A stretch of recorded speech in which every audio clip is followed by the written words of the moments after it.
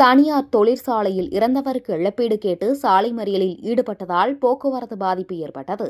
திருவள்ளூர் மாவட்டம் பெரிய நாக்கப்பூண்டி கிராமத்தைச் சேர்ந்தவர் ரமேஷ், வயது 48. இவர் சோளிங்கர் பகுதியில் உள்ள தனியார் கம்பெனியில் தூய்மை பணியாளராக பணியாற்றி வருகிறார்.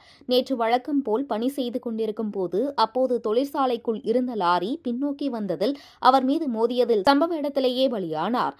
தொடர்ந்து அவருடைய பிரேதத்தை கைப்பற்றி பிரேத பரிசோதனைக்காக அரசு பொது மருத்துவமனைக்கு அனுப்பி வைத்தனர். இந்த நிலையில் தொழிற்சாலை நிர்வாகம் இறந்த நபருக்கு சரியான பதில் கூறவில்லை என்று கூறி இன்று காலை சோளிங்கர் சித்தூர் நெடுஞ்சாலையில் திடீரென அவருடைய உறவினர்கள் மற்றும் கிராம பொதுமக்கள் 1 மணி நேரம் சாலை மறியலில் ஈடுபட்டனர்.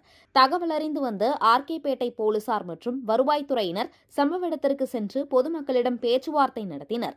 பின்பு அங்கிருந்து பொதுமக்கள் கலைந்து சென்றனர். மேலும் தொடர்ந்து அந்த பகுதியில் போலீசார் பாதுகாப்பு பணியில் ஈடுபடுத்தப்பட்டுள்ளனர். இந்த சாலை மறியலால் சுமார் 1 மணி நேரத்திற்கும் மேலாக போக்குவரத்து பாதிப்பு ஏற்பட்டது.